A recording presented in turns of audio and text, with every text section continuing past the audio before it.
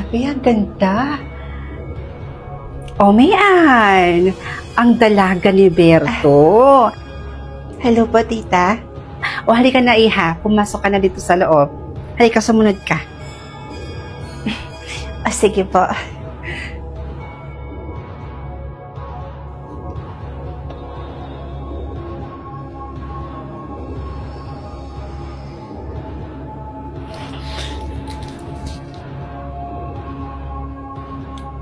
Tita, wala naman pong multo dito, di ba? Ay naku, walang multo dito sa pamamahay ko. At kung mayroon man, ako na ang kusang umalis. Takutin ako sa mga multo-multo na yan.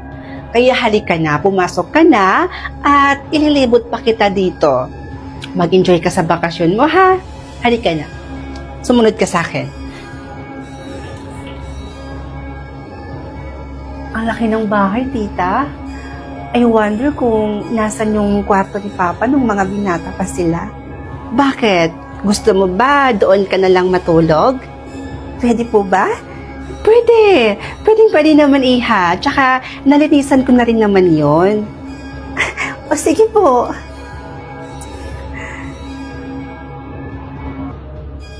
O halika na.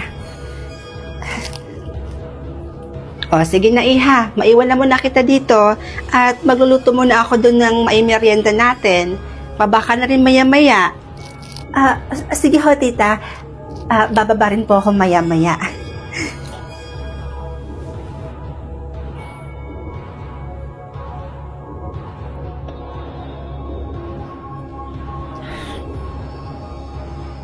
Nakikita mo ko?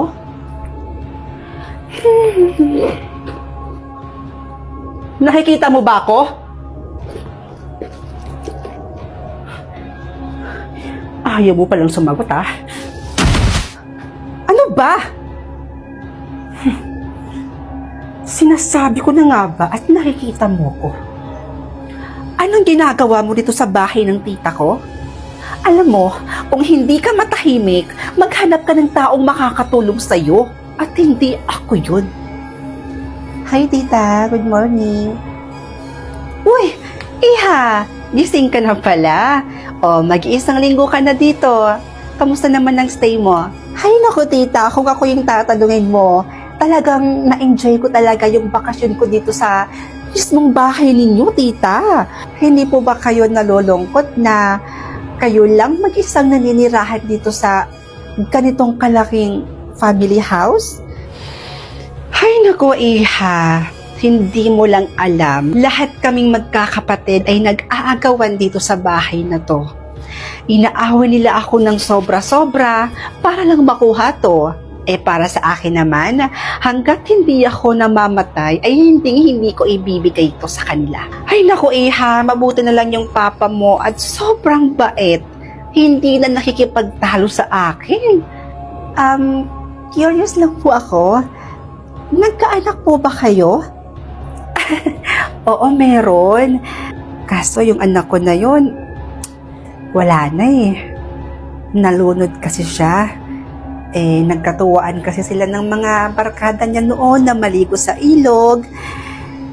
Kaya itong anak ko, hindi siya kaagad nakaahon. Kaya ayun, yun din ang ikinamatay niya. Tita, hindi ko po alam kung matutuwa po ba kayo o matatakot? May third eye po ako, tita. At nakikita ko po yung anak niyo ngayon. Lagi niya po kayong sinusundan. At kapag natutulog po kayo, palagi niya po kayong tinitingnan. At sa katunayan nga po, nasa tabi niyo po siya ngayon.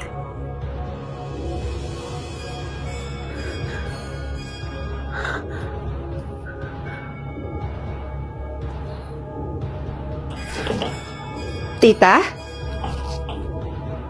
Tita, bakit may dala po kayong maleta? Saan po kayo pupunta? Di ba nasabi ko sa'yo noon na kapag may multo dito sa bahay na to, ako na ang kusang aalis? Kaya sige na, aalis na ako. Ikaw bahala kung mag-i-stay ka pa dito sa bahay na to. Kaya kung ako sa'yo, umalis ka na rin dito. Sige na. Baka masundan pa ako ng multo na yan. Aalis na ako. Tita! Hindi pwede to. Hindi.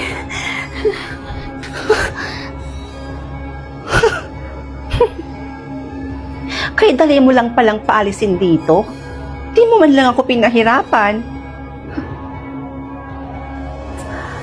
Hello pa? Successful ang plano.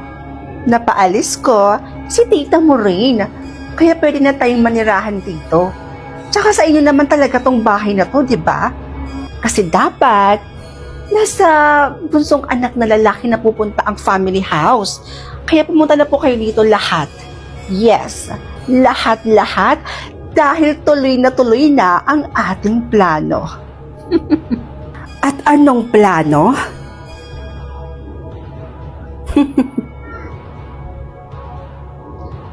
Sinasabi ko na nga ba? At isa ka rin sa mga nag-aasam ng bahay na ito.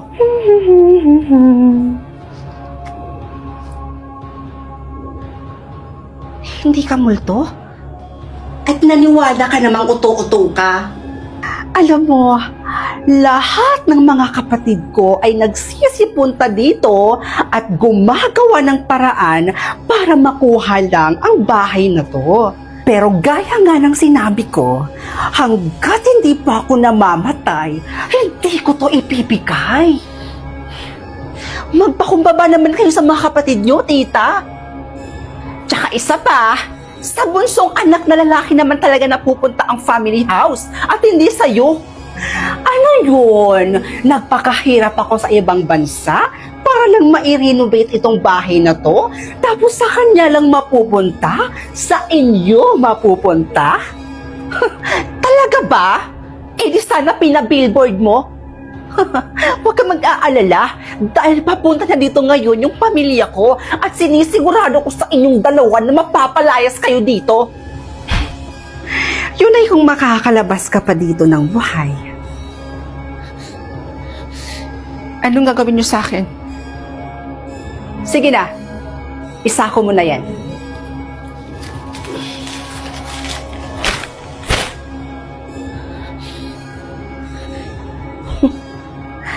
Ready na ang sako.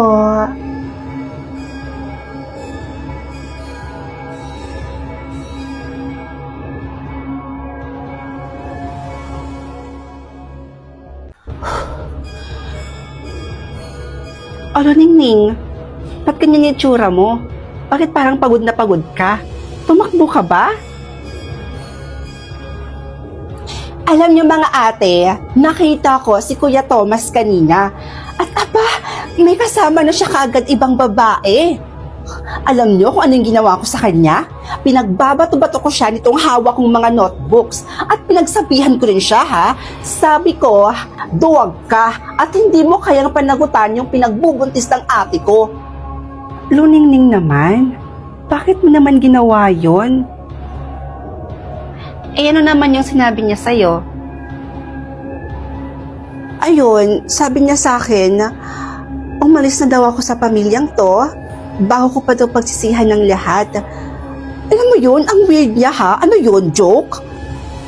May malagim na sikreto daw yung pamilya natin, kaya hangat maaga pa raw, umalis na lang daw ako. At hindi daw siya ang ama ng pinagbubuntis mo, ate. Eh, sino ama ng batang dinadala mo? Eh, siya naman yung naging boyfriend mo, di ba? At wala nang iba, siya lang naman yung gumagalaw sa'yo gabi-gabi at naririnig ko dyan sa kwarto ninyo.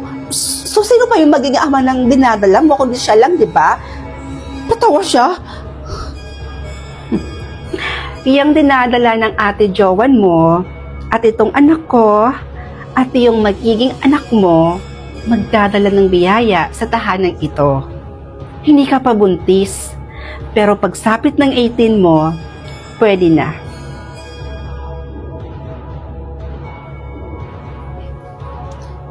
Hello, Tay? Tay! Kamusta na po kayo dyan? Teka, bakit hindi na po kayo umuwi dito? May problema po ba? Nagkagalit po ba kayo nila ate? Ano po? Sabihin niyo sa akin, Tay.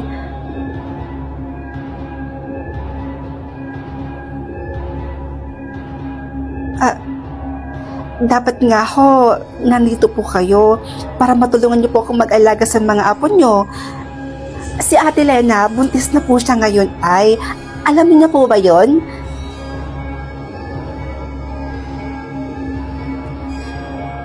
Tay, ano pong pinagsasabi niyo? Hindi ko po kayo maintindihan.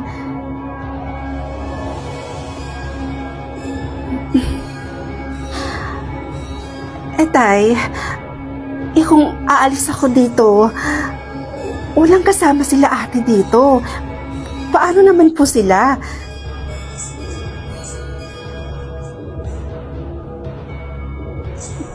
Po, Tay, naguguluhan ako. Ano po bang ibig niyo sabihin? Okay, akala ko ba magre-review ka? Sino yung kausap mo? Wala po ate. Kausap ko lang po yung barkada ko.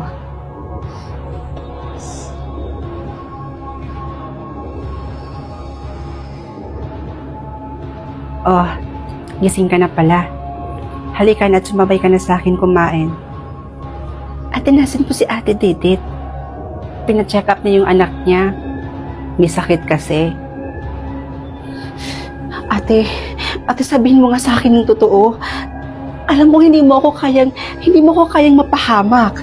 Alam mo, ang hangad mo ay ang kaligtasan ko. Ate, totoo po ba yung sinasabi ni Kuya Thomas na may malagim na sikreto yung pamilya natin? Kasi nakausap ko kahapon si tatay. Ganon din po yung sinasabi niya. Gusto niya lumayo ako sa inyo. Ate, please lang, sabihin niyo po sa akin yung totoo. Ano po ba talaga yung sinasabi nila? Ano po ba talaga? Naguguluhan na kasi ako. Itong pinagbubuntis ko at pati na rin yung sa anak ni Ate Didit. Mga anak ni tatay. Ano? Si Ate Didit, sumama siya sa mga kulto at ito ang mga traditional ritual nila ang magpabuntis sa sarili mong ama. Nagpakalayo-layo na si tatay para sa'yo dahil ayaw nang maranasan mo pa ang lahat ng dinanas namin. Pinilit nila akong makipagtalik noong mga gabing yun kay tatay. At nalaban ito ni Thomas. Kaya niya ako hiniwalayan. Dahil hindi niya man talaga to anak. Dahil anak to ni tatay. At kahit sa ang lupalop pa mang pumunta si tatay, hahanapin pa rin siya nila. Ikaw, Luningning, kahit lumayas ka pa,